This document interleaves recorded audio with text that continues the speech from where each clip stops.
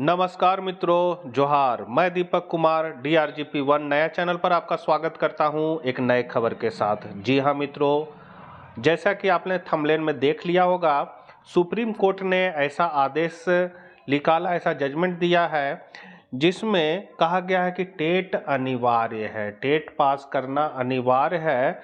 2 साल का समय दिया गया है, अन्यथा नौकरी जा भी सकती है।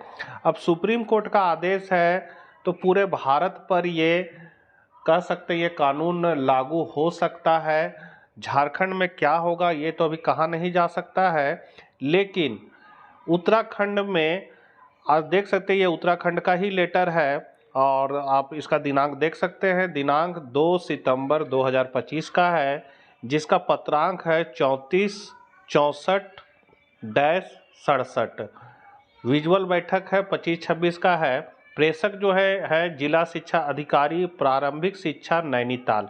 सेवा में समस्त उप शिक्षा अधिकारी जनपद नैनीताल के द्वारा दिया गया है।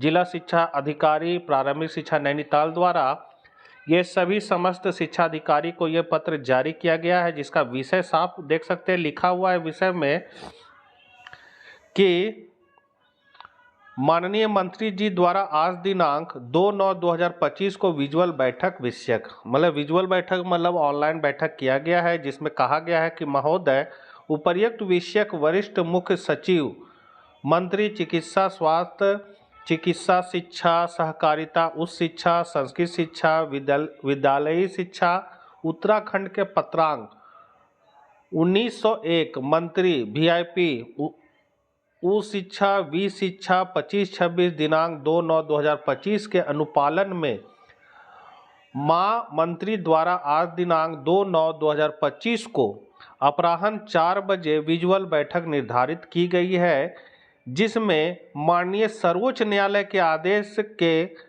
क्रम में राजकीय प्रारंभिक विद्यालय या राजकृत उच्च प्रारंभिक विद्यालय में कार्यरत शिक्षकों के TGT प्रशिक्षण की समीक्षा की जानी है। कहने मतलब है सुप्रीम कोर्ट ने जो आदेश दे दिया है तो उत्तराखंड जो है तुरंत एक्टिव हो गया है और इसके लिए ऑनलाइन बैठक भी कर दिया गया है, और जिसमें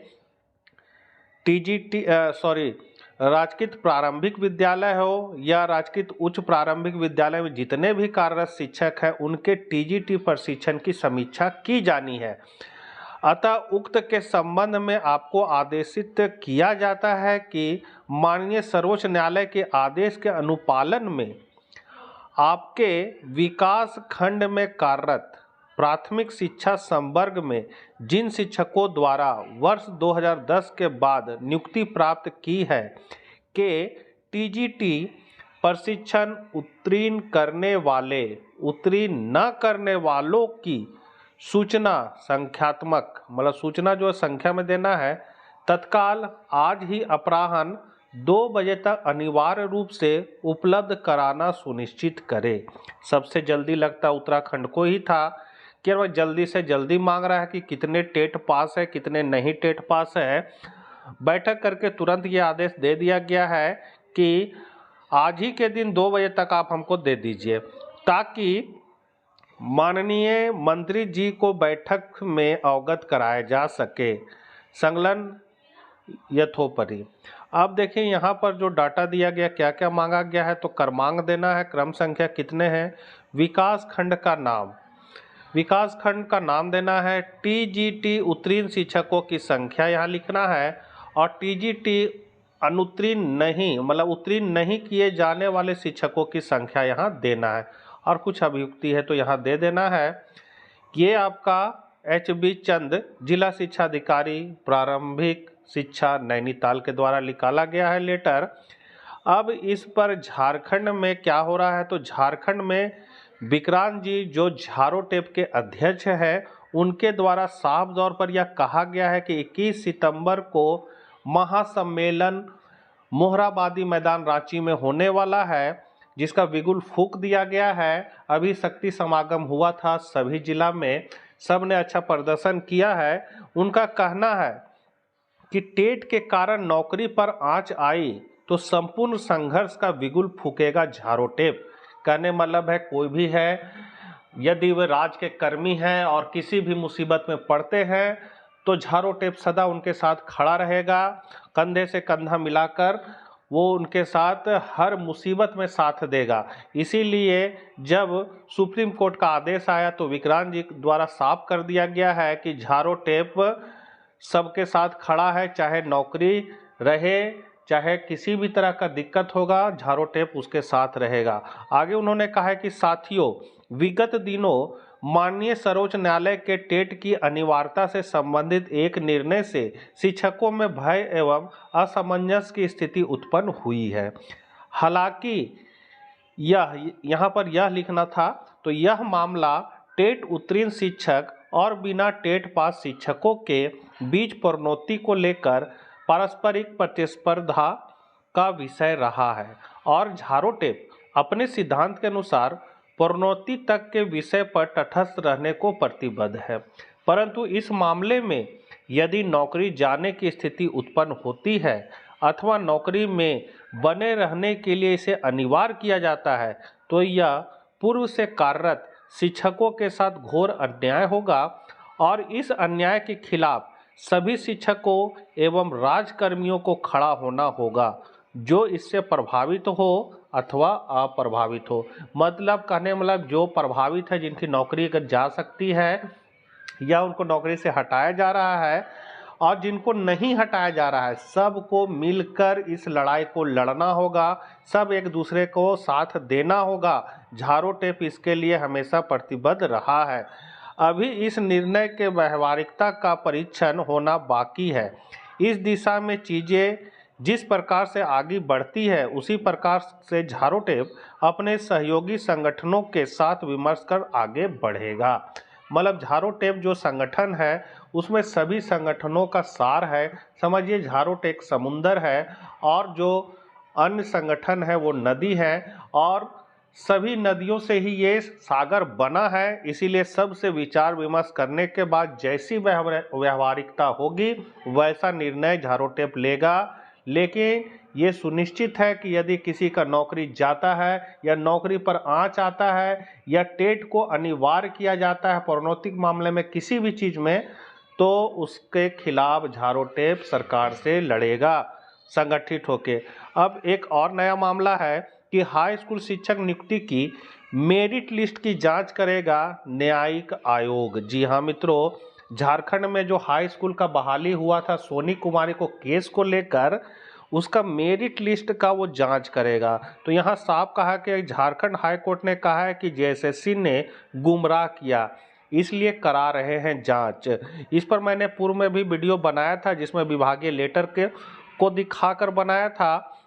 साथ ही ये पेपर में आज निकला है तो इसमें साफ लिखा गया कि झारखंड हाई कोर्ट के जस्टिस दीपक रोशन की अदालत ने हाई स्कूल शिक्षक नियुक्ति की राज्य स्तरीय मेरिट लिस्ट की जांच के लिए एक सदस्यीय न्यायिक आयोग का गठन किया है, जो 3 माह में अपनी जांच रिपोर्ट कोर्ट में प्रस्तुत करेगा। अदालत ने कहा है कि जांच के बाद जेएसएससी के दोषी अधिकारी और पदाधिकारियों के खिलाफ विभागीय कार्रवाई पर निर्णय लिया जाएगा।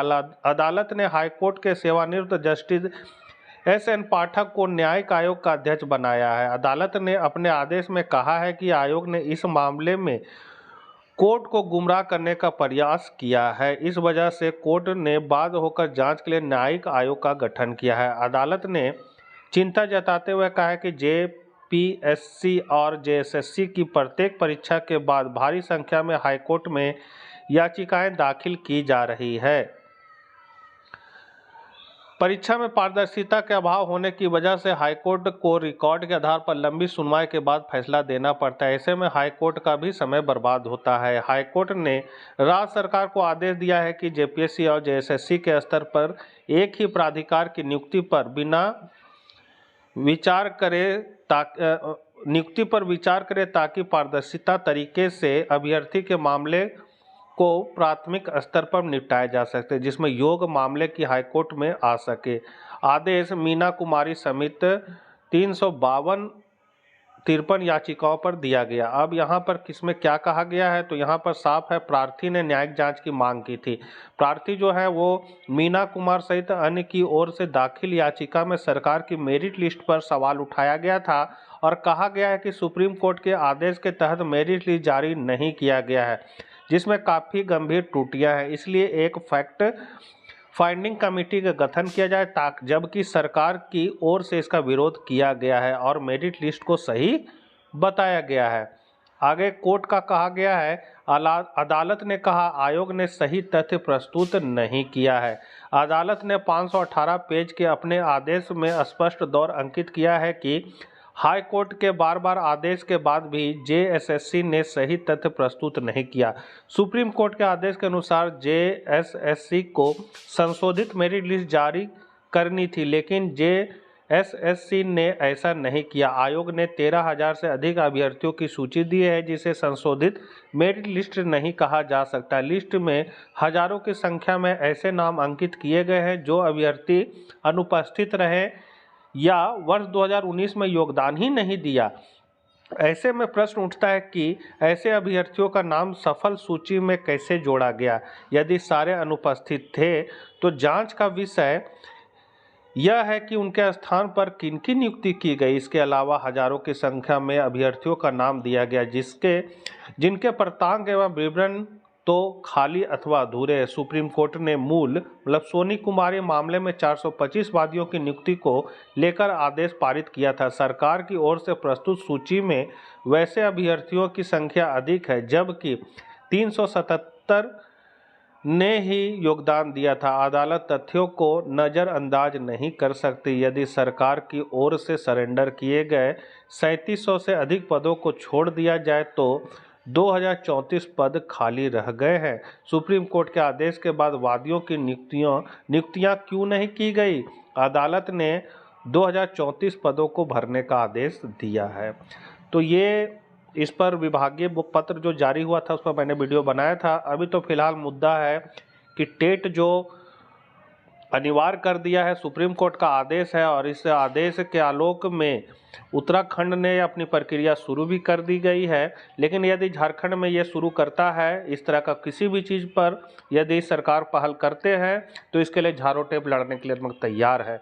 तो मिलते हैं हम लोग नेक्स्ट वीडियो के साथ। और इसी तरह की खबर यदि आप पाना चाहते हैं, विभाग से जुड़ी जो भी छोटी मोटी जानकारी हो, तो चैनल को सब्सक्राइब करके बेल आइकन दबाना ना भूलें, क्योंकि जब भी मैं वीडियो डालूंगा सबसे पहले आपको पता चल जाएगा। जय हिंद, जय भारत, शुभ रात्रि।